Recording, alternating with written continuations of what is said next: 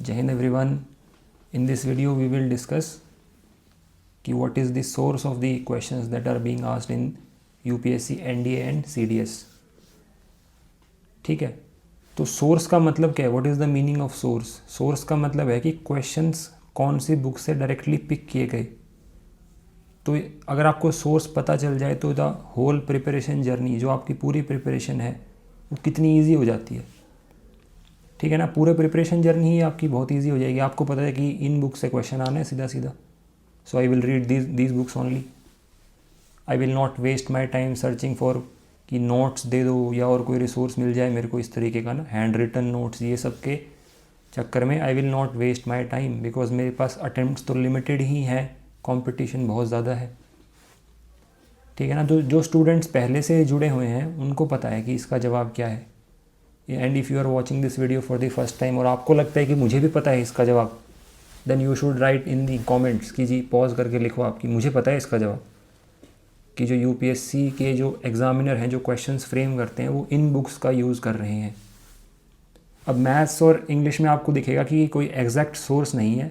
Maths में तो examiner खुद भी क्वेश्चन फ्रेम कर सकता है, या फिर पिछले साल के जो क्वेश्चंस हैं, प्रीवियस ईयर क्वेश्चंस में डेटा को चेंज कर सकता है कि वैल्यूज़ चेंज कर दी। इंग्लिश में भी there can be multiple sources of questions, but science और सोशल साइंस, साइंस हो गया अपना physics chemistry biology, social science में हो गए अपने ज्योग्राफी, हिस्ट्री, पॉलिटी, इकोनॉमिक्स, ये वाले टाइप के सब्जेक्ट जो हैं इनमें एक स्टैंडर्ड सोर्स है। ठीक है ना, वो तो वही सोर्स मैं बताने वाला हूँ, आपको पता भी होगा आपको। That is NCERT text books. NCERT की बुक्स हैं भाई वो सोर्स, उसके अलावा कोई जवाब नहीं है। किसी के नोट्स नहीं है, कोई ऐसा कुछ नहीं है, सिंपल सीधा स्ट्रेट फॉरवर्ड जवाब है NCERT टेक्स्ट बुक्स। तो पिछली जो वीडियोस थी उनमें हम डिस्कस कर चुके हैं साइंस के लिए कौन सी टेक्स्ट बुक्स फॉलो करनी है आपको। You have to follow 9th and 10th class की NCERT। इस वीडियो में हम एनालिसिस करने वाले हैं ज्योग्राफी का, कि जी ज्योग्राफी के लिए कौन कौन सी बुक्स ज़रूरी हैं जहाँ से सीधे सीधे क्वेश्चंस पूछे जाते हैं। ठीक है, तो मेरे पास जो पेपर है अभी दैट इज़ ऑफ NDA 2 2024, जो 1 सितंबर को हुआ था अभी। उसमें 20 क्वेश्चंस पूछे जाते हैं आपके ज्योग्राफी के। टोटल जो पेपर है आपका वो 900 मार्क्स का है। ज्योग्राफी आती है 80 मार्क्स की, एक क्वेश्चन 4 मार्क्स। ठीक है, तो आपको समझना है कि ज्योग्राफी की वेटेज कितनी है भाई, लेस देन 10%। 80 मार्क्स रफली मान लो आपकी 10% से थोड़ा सा कम है। तो अपनी प्रिपरेशन इसी तरीके से करनी है कि जो हाई प्रायोरिटी सब्जेक्ट्स हैं, यानी जिन सब्जेक्ट्स का वेटेज ज़्यादा है वो पहले पढ़ूंगा। ऑब्वियसली सही बात है, यानी मैथ्स, साइंस, इंग्लिश, ये जो 3 सब्जेक्ट्स हैं ये मुझे पहले पढ़ने हैं। उसके बाद 4th सब्जेक्ट है मेरा ज्योग्राफी, क्योंकि 4th पोजीशन पर वही आता है। अगर आप मार्क्स को अरेंज करोगे सबसे ज़्यादा से सबसे कम में, तो 4th पोजीशन पर वही आएगा। लास्ट पोजीशन पर आपको पता है क्या आएगा, जो आप सबसे ज़्यादा पढ़ते हो, करंट अफेयर्स, वो लास्ट पोजीशन पर आता है। उसको बिल्कुल भी नहीं पढ़ना अभी। तो अभी आपको सिर्फ स्टैटिक चीज़ें पढ़नी है, उसी से एग्ज़ाम क्लियर होगा। ठीक है, तो एक बार उस ज्योग्राफी के पेपर को एनालाइज करते हैं और फिर लास्ट में आई विल टेल यू कि कौन कौन सी बुक्स आपको फॉलो करनी है। सही है भाई? ठीक है, चलो we will start with the analysis.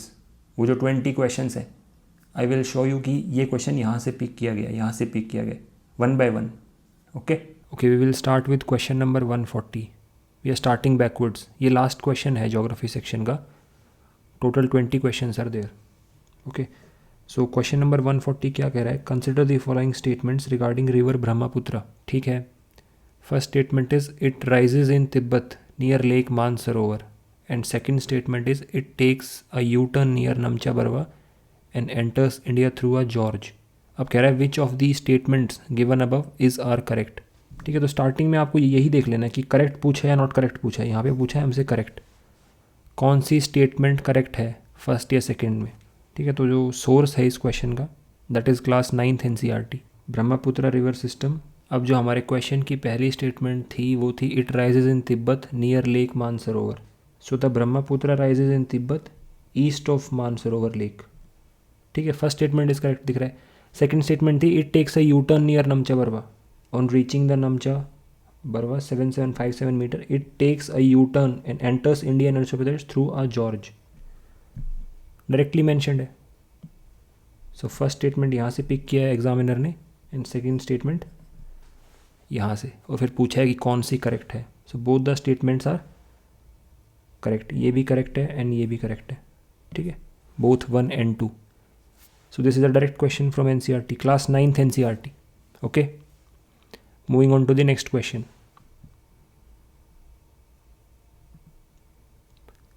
Next question is question number 139. Which one यानी एक ही है इसमें से, which one of the following is found in appreciable amount in laterite soil in India? So ये soil तो जो आपका टॉपिक है, that is a very hot topic, ठीक है, इनमें से कौन सा appreciable amount में पाया जाता है? So this is also a direct question from NCERT.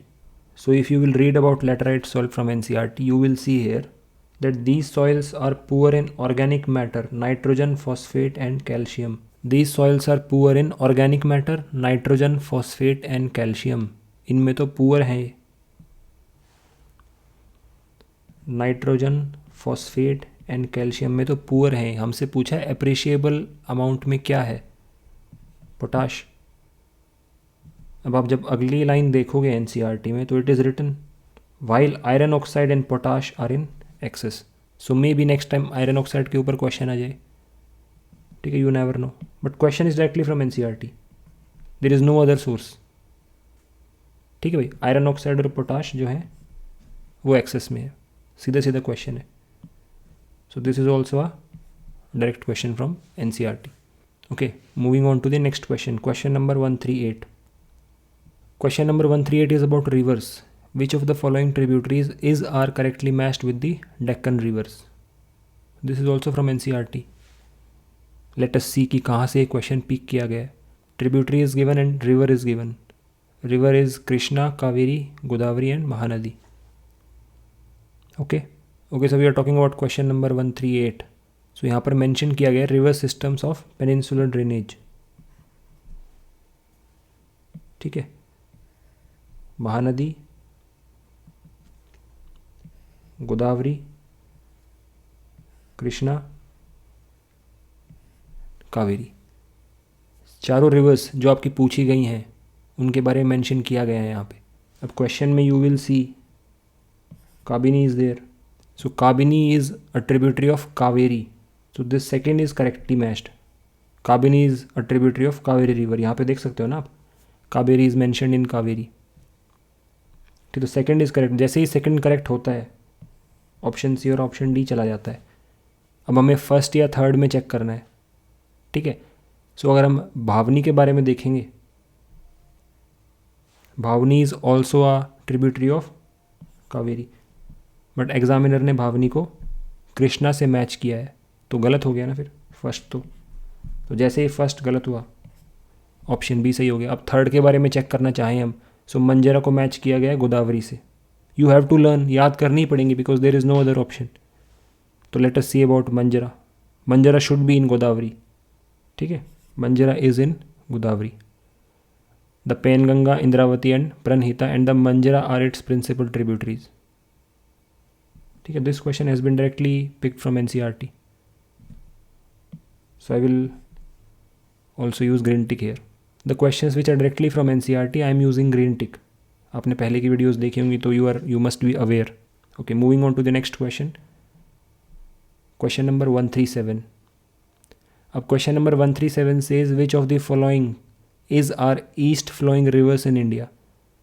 So I was saying कि एग्जामिनर ने क्वेश्चंस एनसीईआरटी से पिक किए और यही वाली बुक यूज़ करी है. इसका प्रूफ ये है कि जब आप इससे अगले पेज पर जाते हो then you will find small rivers flowing towards the east.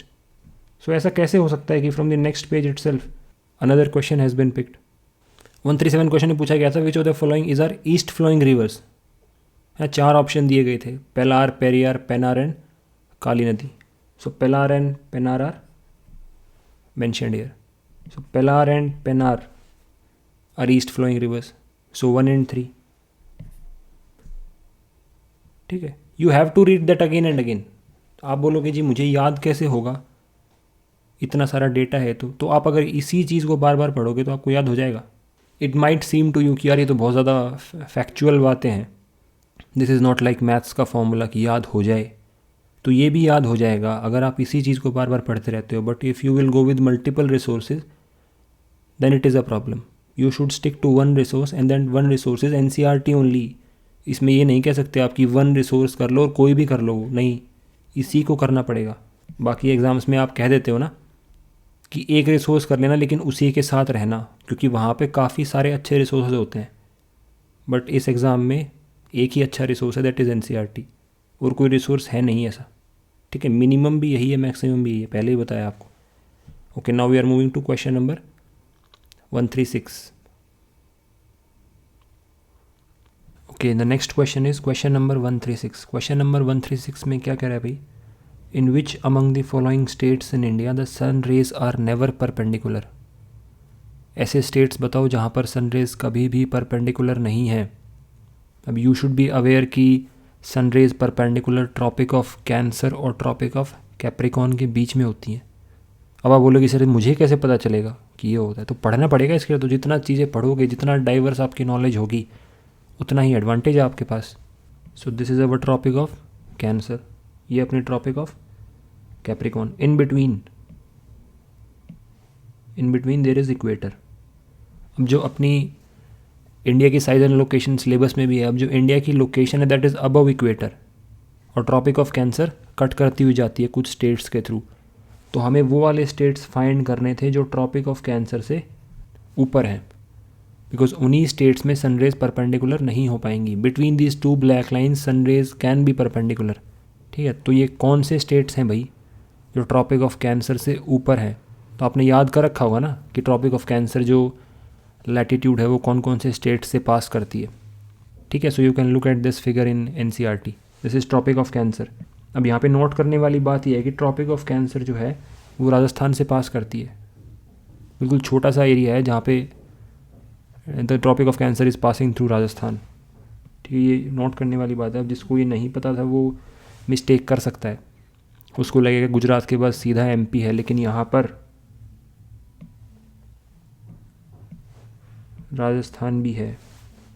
ठीक है, डिटेल में पढ़ना है। अब इसी को बार बार पढ़ोगे तो फिर याद हो जाएगा ना। मल्टीपल रिसोर्सेज होंगे फिर याद नहीं होगा।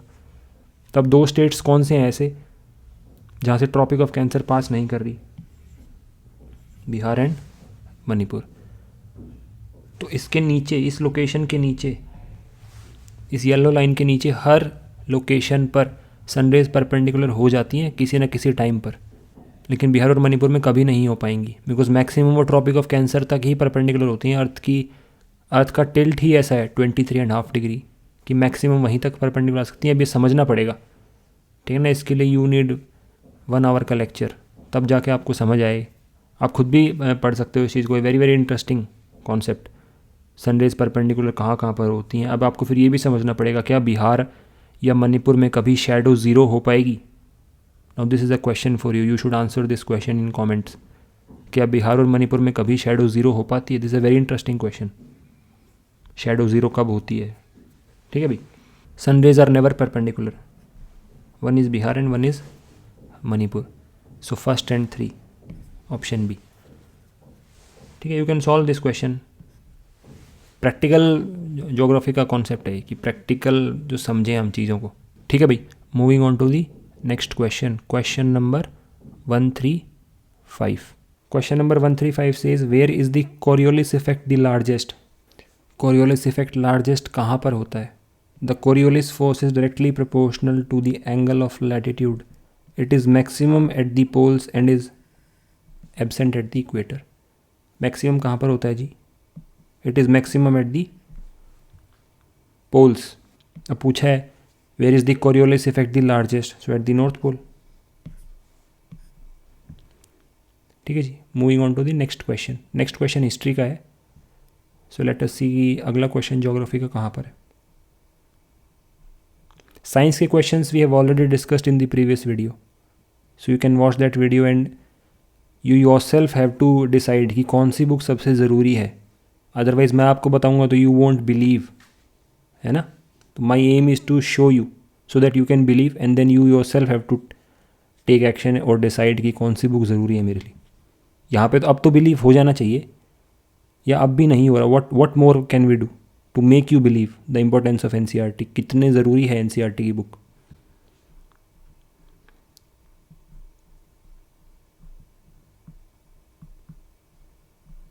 ओके, नेक्स्ट इज़ 112, ठीक है, इन बिटवीन साइंस के क्वेश्चन है। क्वेश्चन नंबर 112 में कह रहे हैं जी कि which one among the following processes is not part of chemical weathering.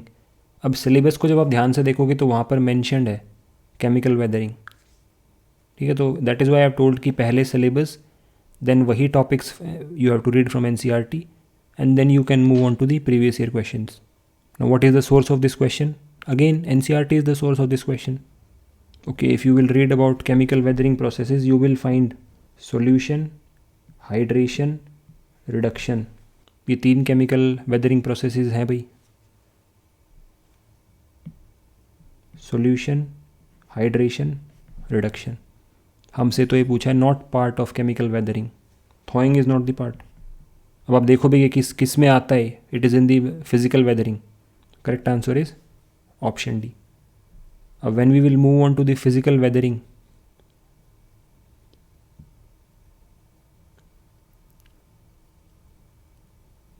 We will see thawing air. यहाँ पर फिजिकल वेदरिंग में है,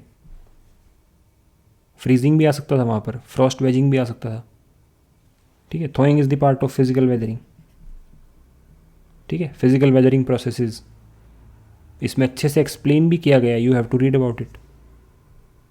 so this is a direct question. Now moving on to the next question, question number 111, which one of the following is correct. इसका मतलब एक ही correct है, which one बोल दिया ना, विच वन मतलब 3 स्टेटमेंट्स इनकरेक्ट हैं। लेट अस सी इसका सोर्स क्या है। अब जो टॉपिक है रॉक्स एंड मिनरल्स, ये सिलेबस में मेंशन्ड है, ठीक है। जो फर्स्ट स्टेटमेंट थी हमारी वो थी pyroxene is commonly found in meteoroids. तो अब आप पायरोक्सिन के बारे में देखिए ना, पायरोक्सिन यहाँ पर लिखा हुआ है, pyroxene it is commonly found in meteoroids. तो आपको क्या लगता है, examiner was using some other book to frame questions. It is commonly found in meteoroids, yes. तो पहली स्टेटमेंट ही सही हो गई भाई, करेक्ट पूछा ना हमसे। अब एक बार ये भी देख लेते हैं कि बाकी 3 इनकरेक्ट कैसे हैं। तो हमें ये समझना है कि एग्जामिनर ने क्वेश्चंस को घुमाया कैसे है, ठीक है। नेक्स्ट बात कर रहा है जी एम्फीबोल्स के बारे में। तो एम्फीबोल्स देखिए एक बार, एम्फीबोल देखिए। स्टेटमेंट थी amphiboles form about 20% of the earth crust. यहाँ पर क्या मेंशन है भाई, they form 7% of the earth crust. So examiner ने क्या किया, 7% को 20% कर दिया। सो स्टेटमेंट गलत होगी ना फिर, करेक्ट तो 7% है। नेक्स्ट बात कर रहा है जी क्वार्ट्स के बारे में, कह रहा है quartz is soluble in water. अब क्वार्ट्स देखिए यहीं पर है सब कुछ, एवरीथिंग इज एयर।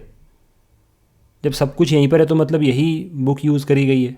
क्वार्ट्स के बारे में क्या गया है, it is a hard mineral virtually insoluble in water. Insoluble को सॉल्युबल कर दिया। एग्जामिनर ने स्टेटमेंट्स को गलत बनाया है ना। अब the word sedimentary is derived from Latin word calimentum. तो सेडिमेंट्री के बारे में देखते हैं। On the next page itself sedimentary rocks के बारे में मेंशन्ड है। The word sedimentary is derived from Latin word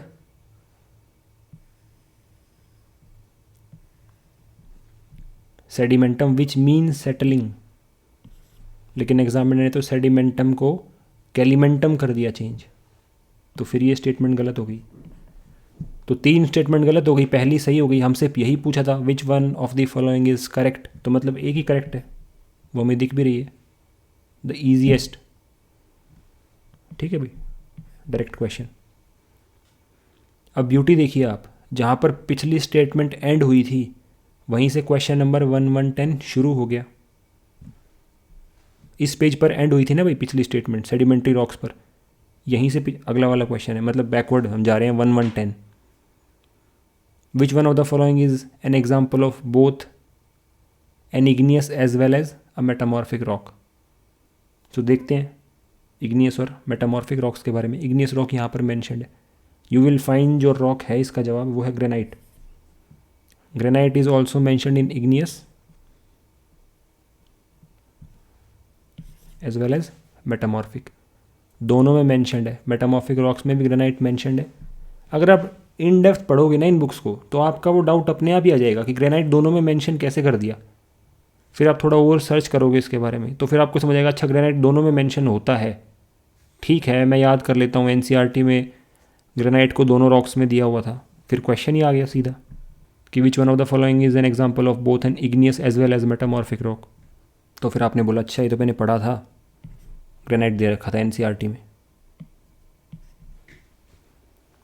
ठीक है भाई, question number 1110 is also direct. अभी तक तो हमने क्वेश्चन देखा नहीं है जो आउट ऑफ एनसीईआरटी हो, ठीक है। Now let us move to the next question, question number 109। Question number 109 क्या कह रहा है भाई, consider the following facts of the rivers of the Indus system. फिर से रिवर्स के बारे में आ गया। Okay, statement 1 is the Sutlej originates in the Tibet where it is known as Langchen Khambab. So options में मुझे दिख रहा है कि 1 तो बस एक ही आंसर में, ऑप्शन सी में। तो एक बार फर्स्ट स्टेटमेंट को ही चेक कर लिया जाए, अगर पहली स्टेटमेंट सही हो जाए तो मेरे को सीधा सीधा आंसर ही मिल जाए ना, option C. So let us सी पहली स्टेटमेंट सही है या नहीं है। सो पहली स्टेटमेंट थी the Sutlej originates in Tibet where it is known as Langchen Khambab. अब सतलुज के बारे में अगर आप पढ़ोगे the Sutlej originates in Tibet where it is known as Langchen Khambab. सीधा सीधा पिक किया गया है यहाँ से स्टेटमेंट को, ईजी बना दिया। और so first statement is correct. पहली स्टेटमेंट तो होनी चाहिए फिर आंसर में, पहली तो फिर एक में ही है बस। Option C is correct, direct question ना भाई। सेकंड स्टेटमेंट क्या है, सेकंड फैक्ट जो है, the Sutlej is a classic example of an antecedent river, तो वो भी यहीं पर मैंशनड है, it is an antecedent river. तभी फर्स्ट एंड सेकंड जवाब है, सेम पैराग्राफ से पिक किया गया है, इसी पैराग्राफ से यहाँ से पिक किया गया है, ठीक है ना। ये रिवर सिस्टम के बारे में पढ़ना है, this is very important. Moving on to the next question, and it will not take much time, कि बहुत ज़्यादा टाइम लग रहा है आपको ये चीज़ें याद करने में ना। अगर आपके पास एक ही बुक है तो उसको फिर बार बार पढ़ने पे तो at some point of time you will be able to remember that book ना। अब क्वेश्चन नंबर 108 में examiner said match list 1 with list 2 and select the correct answer using the code given below the lists. List 1 में है tropical cyclone and list 2 में है country. So let us सी इसका source क्या है भाई। साइक्लोन्स के बारे में डिस्कशन हो रहा है ना, यहाँ पे है जी ट्रॉपिकल साइक्लोन्स। आप देखोगे willy willy in the western Australia. So willy willy Australia में होना चाहिए, बी का 3 होना चाहिए। जैसे ही आपको पता चला कि बी का तो 3 होगा, आपने क्या किया, आपने रिमूव कर दिया ऑप्शन बी और ऑप्शन सी को। फिर आपको पता चला कि सी का तो सेकंड ही है, सही है। अब ए या डी में से एक का चेक कर लो, ठीक है। अब आपको ये पता होना चाहिए hurricanes are in USA, hurricanes Atlantic ocean में होते हैं। अटलांटिक ओशियन ऑप्शन 1 चाइना के साथ टच नहीं करता, क्योंकि ऑप्शन सी आपको सेकंड पता चल गया। Now you are confuse between hurricanes and typhoons, वो भी मैंशनड है एनसीईआरटी में, हरिकेन्स और typhoons. Hurricanes in the Atlantic और typhoons in the western Pacific and South China Sea. अब आपको पता है हरिकेन्स अटलांटिक में है, तो अटलांटिक तो यूएस के पास ही है। चाइना का तो कोई शेयरिंग नहीं है अटलांटिक उससे, ओशियन से, ठीक है। सो ऑप्शन ए का हो जाएगा भाई 4। जैसे ही ऑप्शन ए का 4 हुआ, आपने ये ऑप्शन पर टिक कर दिया। बोले ए का तो 4 है, बी का 3 है, सी का सेकंड है। सी का तो सेकंड दिख ही रहा है हमें, ठीक है भाई। Direct question 108। Moving on to the next question, question number 107। Now this is a question which you might find difficult, ठीक है। कौन सा हाइड्रो इलेक्ट्रिक पावर प्लांट कौन से स्टेट में, और all the states are north eastern states, ठीक है। To remember the name of every hydro electric power plant and that hydro electric power plant is in which state, you might get confuse. तो ठीक है, इसको you can skip, ठीक है। It is not very practical to remember these things, कौन से state में है। ऑल्दो जो आपने क्वेश्चंस देखे हैं, जैसे रॉक वाला भी, it is not very practical कि आपको याद रखना पड़े, लेकिन to clear the exam sometimes you have to remember, ठीक है ना। यू कॉन्ट ऑलवेज से कि नहीं नहीं ये तो क्रैम करेंगे उनके लिए बेनिफिशियल है, इसमें नॉलेज की टेस्टिंग कहाँ हो रही है। So both the things are tested simultaneously. कुछ नॉलेज वाला पार्ट भी आएगा कि जिसमें क्रैम करने की ज़रूरत ना हो, जैसे स्पेशली साइंस मैथ्स और इंग्लिश में है वो, बट सोशल साइंस में थोड़ा थोड़ा तो आपको याद करनी ही पड़ेंगी चीज़ें, ठीक है। मैथ्स में यू कैन अवॉइड दैट ना, मैथ्स में तो आप विदाउट याद करे भी क्वेश्चंस को सॉल्व कर सकते हो, बट नॉट इन ज्योग्राफी। यहाँ पे तो आपको याद करनी पड़ेगी। मैं जब प्रिपेयर करता था मैं भी याद करने की कोशिश करता था, although you can't remember everything, सब कुछ याद नहीं कर पाओगे आप, तो ऐसे 20 out of 20 नहीं कर पाओगे। लेकिन if you are able to solve 10 questions correctly, that is a very good score in geography.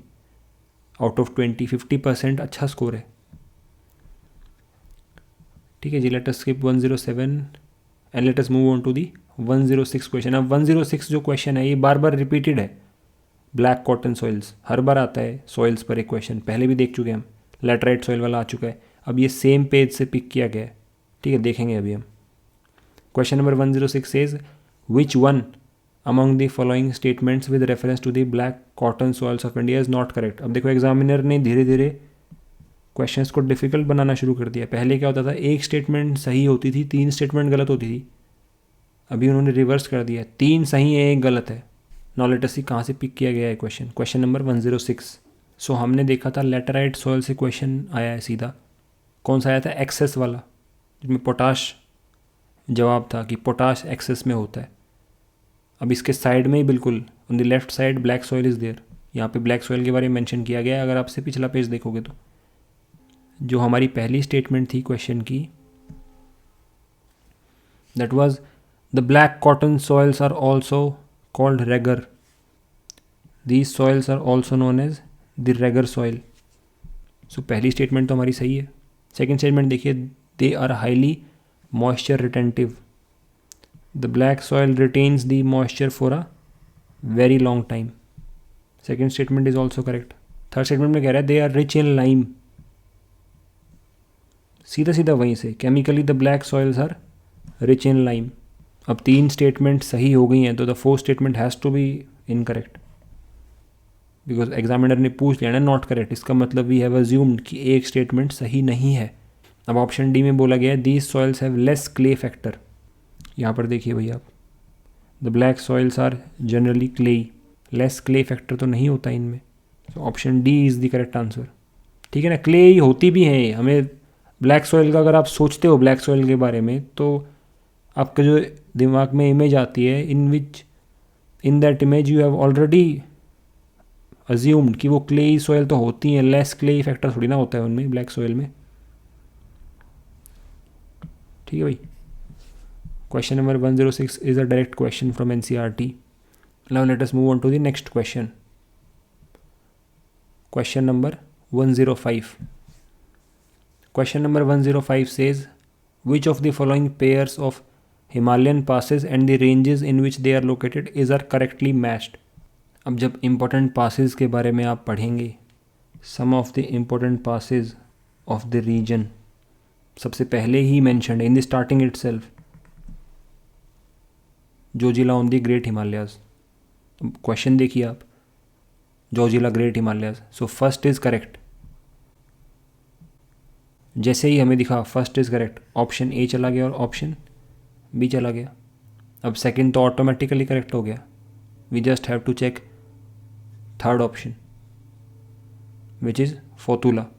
फोतुला क्या लद्दाख रेंज में है भाई? एग्जामिनर ने यहाँ पर हमें ट्रिक कर दिया। Fotula on the Zanskar and Khardungla on the Ladakh range, लेकिन एग्जामिनर ने हमें बोला फोतुला जस्कर में है। तो ये गलत हो गया भाई। थर्ड जो ऑप्शन दिया गया हमें, फोतुला को मैच किया गया लद्दाख रेंज से, वो गलत हो गया ना। तो जैसे ही वो गलत हुआ, हमारा सी ऑप्शन सही हो गया, ठीक है। This is a direct question. अब आप बोलोगे जी याद नहीं करना मेरे को, तो याद नहीं करने तो फिर कोई और याद कर लेगा। अगर आप याद नहीं करोगे पासेस कौन से हिमालयन रेंज में है, तो कोई और स्टूडेंट याद कर लेगा ना। कॉम्पिटिटिव एग्ज़ाम का मतलब ही है कि you have to memorise things. Uncomfortable तो फील होगा आपको जब इतनी सारी इन्फॉर्मेशन आप याद करोगे, बिकॉज याद करना इज़ नॉट अ वेरी अच्छा फीलिंग कि वो याद करने में मुझे मज़ा आ रहा है। मज़ा तो तब आएगा जब एग्ज़ाम क्लियर होगा, ठीक है ना। उसके लिए थोड़ा सा तो अनकम्फर्टेबल होना ही होगा। एक बार क्लियर तो हो जाए एग्ज़ाम, ठीक है भाई। You have to do things in which you will get uncomfortable. अच्छा नहीं लगेगा आपको ऐसे याद करना, बिकॉज याद करना किसी को अच्छा नहीं लगता. ठीक है जी. After question number 105 the geography questions are, बीच में साइंस आ गई है, यहाँ पर और सब्जेक्ट्स आ गए हैं. ठीक है, साइंस का हम डिस्कशन कर चुके हैं.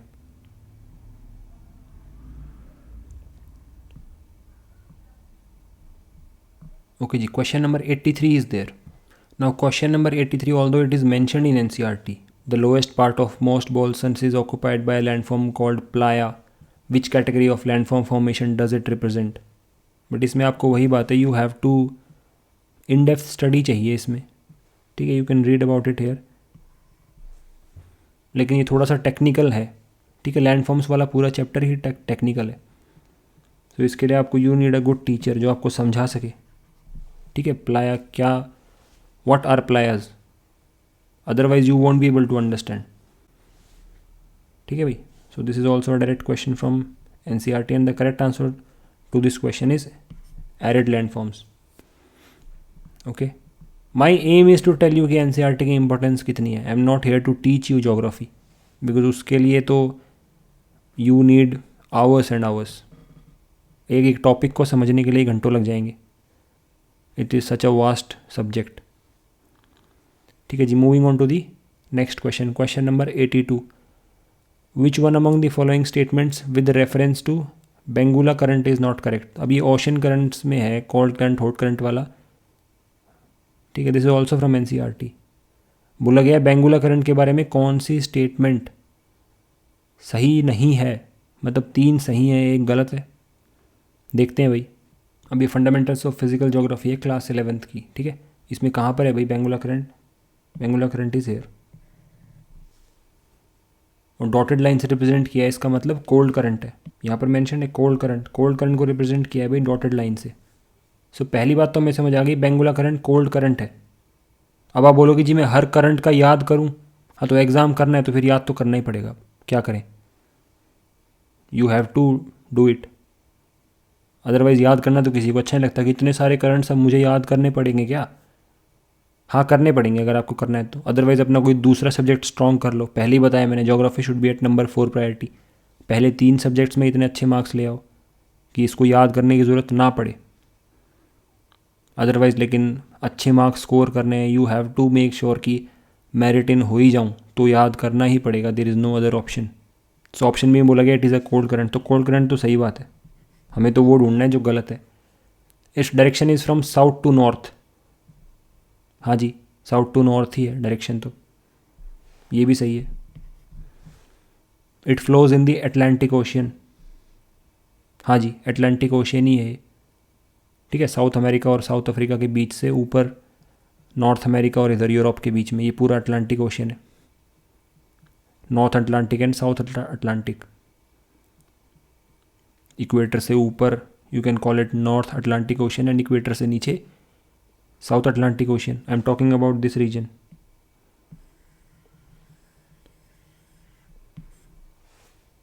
ठीक है भाई, it flows in the Atlantic Ocean. हाँ जी, सही बात है. तो फिर आप बोले 3 सही है तो एक गलत ही हो गया. It influences the climate of west coast in North Africa. जी वेस्ट कोस्ट तक तो नहीं जा रहे नॉर्थ अफ्रीका के, बिकॉज वेस्ट कोस्ट तो यहाँ पर है, ये है वेस्ट कोस्ट नॉर्थ अफ्रीका का. ठीक है ना, Benguela current doesn't go to west coast of North Africa. अभी वेरी वेरी टेक्निकल क्वेश्चन, इसको जिसने इन डेप्थ पढ़ रखा हो वही कर पाए. ठीक है ना, that is why the cut off marks are like that only, कि 300 out of 900. Although my aim is to tell you कि इंपॉर्टेंस ऑफ NCERT क्या है, and you have to be very happy अगर आपने 10 क्वेश्चन कर लिए हैं तो. डोंट एम कि मेरे 20 आउट ऑफ 20 करेक्ट हो जाएं. That is not practical. ठीक है जी. Moving on to the next question. Question number 81. Which one among the following is a landlocked water body. When you will see this map, world major seas lakes and rivers. But लेकिन यहाँ पे आप confuse होगे Caspian सी और black सी में कि दोनों land locked हैं क्या. तो ये अगर कन्फ्यूजन हुए थे तो उसके बाद आपने क्या किया फिर. जब आपने इस फिगर को देखा कि कैस्पियन सी और ब्लैक सी दोनों लैंडलॉक्ड हैं क्या, तो वो तो आपको क्यूरियस होना चाहिए था ना फिर कि दोनों लैंडलॉक्ड हैं, मैं और पढ़ूँ इसके बारे में। ठीक है, this is a very difficult question. किसी ने पढ़ रखा है ना कि जी कैस्पियन सी है इसका जवाब, वो तो कर लेगा। लेकिन ये क्वेश्चंस आप एनसीईआरटी की जब इसमें मैप देखोगे तो you should have that curiosity. ठीक है जी। अब question number 80 says which one among the following local winds is not related to Mediterranean Sea. अब this question you will not find in NCERT क्योंकि सिलेबस में planetary winds है, local winds is not in the syllabus. अगर आप पढ़ोगे syllabus को point by point, although ऐसे topics से ही पूछा गया जो सिलेबस में नहीं है लेकिन एनसीईआरटी में है। सो ओवरऑल पूरी एनसीईआरटी करनी ही पड़ेगी फिर आपको। थोड़ा सा आप एनालाइज कर सकते हो प्रीवियस ईयर क्वेश्चंस को देख के कि हाँ इन टॉपिक्स से ज़्यादा क्वेश्चंस पूछे जा रहे हैं, जैसे सॉइल वाला चैप्टर है, ओशियन करंट्स वाला है, साइक्लोन्स है, रॉक्स एंड मिनरल्स है, ठीक है, वेदरिंग है, रिवर सिस्टम है, ठीक है, थोड़ा सा जो India size and location, seasons के बारे में पिछली बार डेट लाइन वगैरह वो सब पूछा गया था और वो मेंशन है जी सिलेबस में। ठीक है, so you can skip this question, no issues. Although coaching institute में पढ़ाया होगा लोकल विंड्स के बारे में। ठीक, but my aim is to tell you कि NCERT is more than sufficient. ठीक है, लास्ट में यू कैन एनालाइज कि कितने questions were directly from NCERT. अब question number 79 is also very difficult question. अब पूछा गया which statement is not correct. Problem हो रही है नॉट करेक्ट में। Not correct becomes very difficult because not correct में प्रॉब्लम क्या है कि 3 करेक्ट हैं, 1 इनकरेक्ट है। अब आइडेंटिफाई कैसे करूँ? ऑप्शन सी कर लोगे आपके Andaman and Nicobar islands are separated by 10 degree channel which is 150 kilometre wide. बोले 10 डिग्री चैनल तो है लेकिन क्या वो 150 किलोमीटर वाइड है? अब एग्जैक्टली मुझे कैसे पता, कहीं 140 हो। ठीक है ना, ये तो रियल डाउट्स हैं जो एग्जाम में आएंगे आपको। You will doubt your self before marking questions, so you will also make mistakes which is fine, कोई इशू ही नहीं है। क्वेश्चंस गलत तो होंगे ना, 100% एक्यूरेसी नहीं हो सकती बिकॉज ऐसा डाउट आ जाए कहीं 140 तो नहीं था जी। इतनी अच्छी मेमोरी तो किसी की नहीं कि जिसको 150 किलोमीटर वाइड भी याद हो। सो इन दी एंड यू विल फाइंड कि अगर मेरे कॉन्सेप्ट स्ट्रॉन्ग है ना तो मैं कुछ कुछ क्वेश्चंस कर लूँगा, याद करने की मुझे उतनी ज़रूरत नहीं है। So my aim is to get the fundamentals correct. उससे थोड़ा सा इंट्यूशन आने लग जाता है हर क्वेश्चन में कि अच्छा ये तो नहीं हो सकता था कि climate humid tropical coastal climate है तो क्या वो ट्रॉपिकल एरिया में है। इस टाइप से थोड़ा सा सोचना शुरू कर देते हो आप। अब आपको पता ही नहीं ट्रॉपिकल कोस्टल क्लाइमेट, ट्रॉपिक क्या है, ट्रॉपिकल रीजन क्या है, तो फिर तो कन्फ्यूजन, फिर तो गड़बड़ है ही जी, फिर तो यू विल गेट कन्फ्यूज्ड। ठीक है, you can skip this question, no issues. This is the last question, question number 78। 20 question discuss कर चुके हैं हम। 80 मार्क्स की ज्योग्राफी होती है, 1 question is of 4 marks. Okay, last question, any land that is left fallow for more than 5 years is termed as. ठीक है जी, the correct answer to this question is culturable waste land. Any land which is left fallow for more than 5 years is included in this category. ऐसा नहीं होना चाहिए कि आप पहली बार सुन रहे हो ये सब। पहली बार सुन रहे हो फिर तो आपने पढ़ाई नहीं करी है अब तक। बोले मैं तो पहली बार सुन रहा हूँ कल्चरेबल वेस्टलैंड क्या होती है, तो फिर अब तक क्या कर रहे थे? ठीक है ना, ऐसा नहीं होना चाहिए। आप हल्का हल्का पढ़ना शुरू कर दो अभी because you still have time. After जनवरी तो फिर टाइम ही नहीं है जी, बोर्ड्स भी हैं, फिर अप्रैल में एग्ज़ाम है। ठीक है, ऑप्शन सी डायरेक्ट स्टेटमेंट है, any land that is left fallow for more than 5 years is termed as. आप देख लें यहाँ, any land which is left fallow for more than 5 years, सीधा सीधा स्टेटमेंट, वही लाइन कॉपी कर रखी है। Any land which is left fallow for more than 5 years, any land that is left fallow for more than 5 years। Which की जगह बस that कर दिया जी। बोलोगे डायरेक्ट नहीं है फिर तो, यहाँ विच लिखा हुआ है वहाँ दैट लिखा हुआ है, इतना डायरेक्ट भी नहीं मिलेगा अब। This is a question which has been picked from NCERT. These were the questions, these were the 20 questions. इसमें प्रैक्टिकली कितना कर सकते थे आप, वो तो आपके पोटेंशियल के ऊपर है। बट अकॉर्डिंग टू मी जिसने अच्छे से पढ़ाई कर रखी है वो 10 क्वेश्चंस भी अगर कर लेता है तो that is more than sufficient. अब देख लेते हैं कितने क्वेश्चन डायरेक्ट थे एनसीईआरटी से। 20 questions were there in geography. 1 2 3 4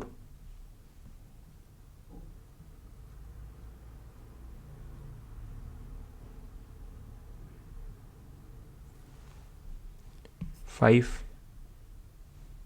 6 7 8 9 10 11